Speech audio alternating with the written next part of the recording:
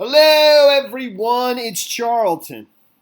Please subscribe to my channel and tap the notification bell. I would appreciate it majorly. So there is a really interesting story at the London Times, other outlets, The Sun, Daily Mail, many other places, New York Post are reporting on it. The fact that British intelligence, or MI6, which I believe is the equivalent to CIA in the United States, fears that the Russians might have dirt on Prince Andrew that he got, through Jeffrey Epstein. Over at the Daily Mail, the headline is Britain's MI6 fears Russia could have damaging information about Prince Andrew's alleged romp with Jeffrey Epstein's teen sex slave Virginia Roberts Giuffre after Palm Beach County Sheriff Deputy sought asylum in Moscow in 2016, and that is this individual. This is the London Times original piece where they have some source. It says British intelligence chiefs are concerned that Russia may have obtained compromising material on Prince Andrew over the Jeffrey Epstein scandal. Before I read any more and go into some of the background of that and this individual who was a Palm Beach County Sheriff's deputy around 2005, when the investigation into Jeffrey Epstein began, at least in Palm Beach County, and which led to eventually the sweetheart plea deal, and on and on. You just have to ask yourself, if there's, and this is not total conjecture. There's some British intelligence source is telling the London Times that, they're concerned that the Russians may have dirt on Prince Andrew, through the Jeffrey Epstein scandal. But if that's the case, doesn't it stand to reason that if let's say, and there's many people that have speculated that, one of the persons that Jeffrey Epstein might have had dirt on was Bill Clinton, and, nobody has any proof of that yet. But if the Russians have dirt on Prince Andrew, and if the actual dirt through Jeffrey Epstein, and if the actual dirt or some pictures of, a former president with underage girls actually exists through Jeffrey Epstein, wouldn't it stand to reason that they have that too? And that sort of kind of fits in with this theory I've had for some time that the Clintons and Trump fixed the 2016 election, and that somehow Trump was able to get Hillary Clinton to lose on purpose. This is kind of, and the fact that it's MI6 that fears, Russia has this compromising material on Prince Andrew, because the Clintons, Hillary Clinton, the Clinton campaign, hired a former MI6 British intelligence officer, Christopher Steele, to supposedly dig up dirt on Donald Trump, which in my opinion, all that is all a giant hoax. It is a hoax, like Trump says. It's a giant smokescreen to basically prevent you from looking at, the real thing, the real crime that might have taken place, which was, the two campaigns working together to fix the election for who knows what reasons. Financial protection, avoid massive embarrassment or avoid whatever. I don't know. But these things kind of fit, to what I've been saying. And, I already went over how, Fusion GPS, which was originally paid for by a Republican source, the Washington Free Beacon, when they were digging up opposition research supposedly on Donald Trump during the primary process. That was the source of, that was the original source that went on to contact Christopher Steele, the Clintons, and who was the financial backer of the Washington Free Beacon was Paul Singer, and he adamantly denies that he had any knowledge, as does the Free Beacon, of Christopher Steele, of the Christopher Steele aspect of it. But it sure seems pretty convenient, wouldn't you think? Of all these, I've spent a fair amount of time going over, emphasizing how there's all these connections to London by both campaigns. And one of the big ones was the former MI6 British intelligence officer Christopher Steele, who lives and based in London, Cambridge Analytica on the Trump side, which was originally greatly funded by the Mercer family, billionaire family, I think from Chicago, as well as Steve Bannon was a big part of. I think he was the vice president, one of the founders of Cambridge Analytica, which eventually dissolved because of the scandal of the data mining and the Facebook using privacy, user account information, etc. There are so many connections to London, that I don't need to go through. I've already gone through in other things. All right. If that works for you, great. If not, I don't know what to tell you, but I think I make pretty good sense, dude. I really do. So British intelligence chiefs are concerned that Russia may have obtained compromising material on Prince Andrew over the Jeffrey Epstein scandal. MI6 is understood to be concerned about the activities of a former Florida police officer, who's that individual there, John Dougan, who had access to the investigation into the billionaire pedophile and then moved to Russia. The bizarre case of John Mark Dougan, a former deputy in the Palm Beach County Sheriff's Office, has provided further evidence that the prince's repeated efforts to distance himself from the allegations of sexual abuse are failing to shield him from the fallout of the Epstein case. Before I continue, and at some point, I can't read the rest of that anyways, but the New York Post pulls some information from it, and I'll go over that. The Russians have a huge vested interest in the United Kingdom leaving the European Union. Big, huge, and it basically just weakens the European Union, which was established to more or less compete, allow Europe to compete on the world stage with all the major world powers. One of them is Russia. Similar to like the economic version of NATO, which Russia hates, okay, because it's all the smaller European countries coming together militarily to defend themselves against Russia. And we're a part of NATO too, obviously. We're the main part. But so I'm just saying that the Russians would have a very good reason to have dirt on Prince Andrew in order to basically pressure the royal family, to pressure the political establishment in the United Kingdom to push along a Brexit, which they've been doing. Which has been happening. It wasn't just a few weeks ago, right after the G7 summit, after actually Trump met personally with Boris Johnson, that Boris Johnson sent the prorogation request to the Queen to basically suspend Parliament for an entire month, only giving them like 2 months before the October 31st deadline, so that they wouldn't be able to pass any laws to basically stop a no-deal Brexit, which is what Boris Johnson's been pressing for. Why would the Queen necessarily have a vested interest in Brexit? I don't think she does. I think she would want to remain politically neutral, but she went along with it, which is a pretty contentious, obviously, issue. And believe me, somebody, no matter what, whether it's good or bad for the economy, it's probably going to be good at least, probably going to be bad at least temporarily for the United Kingdom economy and probably for the rest of Europe. No matter what, somebody is going to make a ton of money off of that. You can bet on that. I believe me. Somebody's going to lose a lot of money. Somebody's going to make a lot of money. It's usually how it works. Okay, but somebody's going to make a ton of money for that. And it seems like Trump and certain parts of, Britain, and I've already gone over the lobbying firm. I'm not doing it here. Have a vested interest in Brexit happening. The United Kingdom leaving the European Union. So over at the New York Post, again, I hope you follow along, you don't, whichever.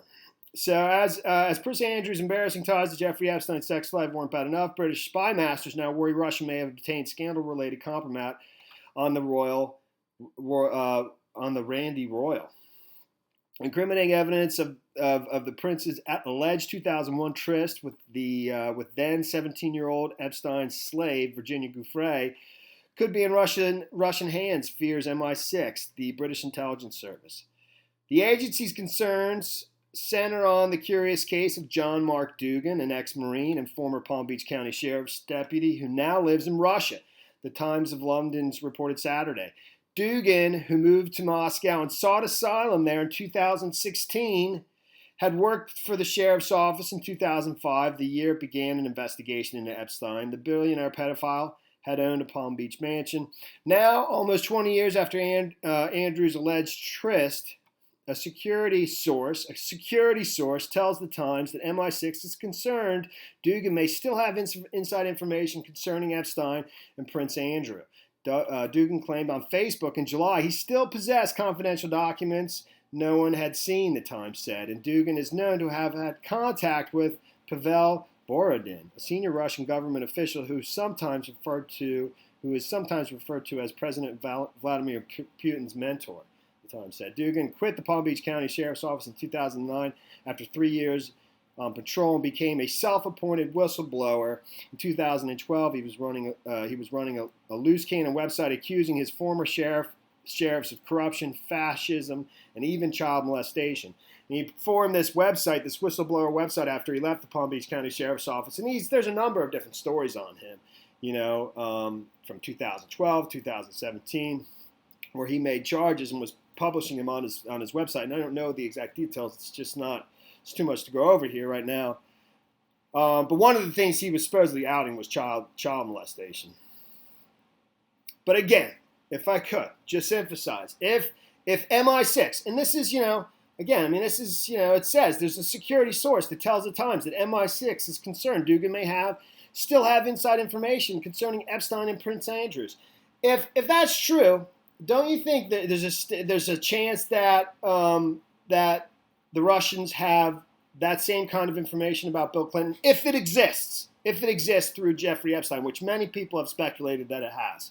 And if that's true, wouldn't that support what I've been suggesting in my theory that somehow that Trump was able to get Hillary Clinton to lose on purpose, and that they fixed the 2016 election.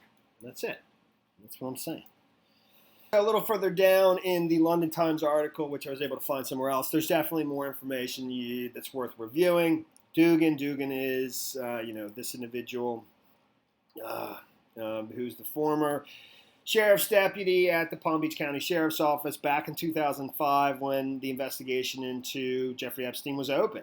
And it actually says he was in the office when the day when the stepmother of a 14-year-old walked in to report that. And it says, Dougan was working in Palm Beach in 2005 when a woman walked into a local police station and claimed that Epstein paid her 14-year-old stepdaughter $300 to strip to her underwear and perform an erotic massage. After the Epstein case was reopened in July this year, Dougan claimed on Facebook that he had spoken extensively about it to investigating officers and still possessed confidential documents that no one else had seen. Dougan, a former U.S. Marine, later fell out with his bosses, resigned in 2009, and ended up in Moscow. He made his Facebook page from Russia. His intervention alarmed intelligence officials who appear to have been tracking his activities since he was photographed with Borodin in 2013. I believe I mentioned him earlier in the video. In the article, it says that Dougan is known to have had contact with Pavel Borodin, a senior government official, sometimes referred to as a mentor to President Vladimir Putin. They explain that later on in the article. I'm not going to go over it, but that he claims he just found him on Facebook, whatever, and that he was looking to do some business activities in Russia. Again, let me just continue. So, with Borodin in 2013, a Western intelligence source said Dougan exhibited a number of classic traits that made him suitable for recruitment by a hostile intelligence service. The source added his knowledge of the Epstein case would have been of great interest to Russian intelligence. Contacted in Moscow last week, Dougan acknowledged that information about Epstein might be incredibly valuable for any intelligence agency and might give leverage over a guy like Prince Andrew. So before I go on to just one other note in this article about in 2016 him setting up a hacker website, and calling himself Bad Wolf. Just the thought, it's not a thought, it's a reality that the Clinton campaign, supposedly just the Clinton campaign, hired Christopher Steele, the former MI6 British intelligence officer, to supposedly dig up dirt on Trump as it relates to Russia. It's very curious. Relative to this. Because supposedly the Russians have dirt on Prince Andrew through Jeffrey Epstein. One might assume, like I mentioned, that maybe the Russians have dirt on a former president, President Clinton, through Jeffrey Epstein. No, there's no proof of that. But why would the Clinton campaign be using a former MI6 and British intelligence officer to get dirt on Trump through Russia? If Russia has dirt on Prince Andrew, I mean, what do they care about Prince Andrew unless Russia has dirt on the former president, President Clinton? It's just a theory. But nobody's ever really suggested with any kind of meat to it that Epstein had any kind of dirt on Trump, that he was just associated with him, and that they mingled in the same circles. I mean, I had different ideas, but I've already stated those. So it continues. In 2013, 3 years after his meeting with Borodin, Dougan set up a website posing as a Russian hacker called Bad Wolf. Since then, he has published the confidential addresses of U.S. public officials and leaked Democrat Party emails that are believed to have been hacked by Russian agents. So, another question you have to ask yourself, and I ask myself, is that when you observe the activities of the Clinton campaign, that it's sort of at the highest level of sophistication in terms of they're almost operating like an intelligence agency and, conducting these intelligence gathering operations using former MI6 British intelligence officers, other things at the highest level. Why would a campaign doing that's that sophisticated be so stupid as to allow themselves, the DNC, to have their emails hacked, and their campaign manager, who has a brother who has ties to Russia, Podesta, allow his own emails to be hacked by one of the most crude methods, sword phishing, where you basically just send an email to somebody saying, we need to reset your email, put in your original email and put in your new emails, and they put in their original email password, and which is, it's like the most amateurish way of getting somebody's password, and yet Podesta fell for it. But the campaign is operating at the highest levels of sophistication with regards to, intelligence matters that nobody even knows about. Doesn't make any sense. And I don't buy it. And that's the story there. That is the story there. Goes into how Dougan came across that Russian official. In 2016, 3 years after meeting with Borodin, Dougan set up a website. I said that. Last week, Dougan claimed his encounter with Borodin had been innocent. I wanted to start doing some business in Russia, and I started clicking through Facebook profiles, and I found this dude sitting in front of the Russian parliament. It's not real important. That's the story there, man. That is the story there. I think I make sense. I do. I think there's other people that think I make sense too. I do. And that's the story there, dude. Thanks for watching my videos. Please subscribe to my channel. Give me a like down below. See you in the next video. Later, man.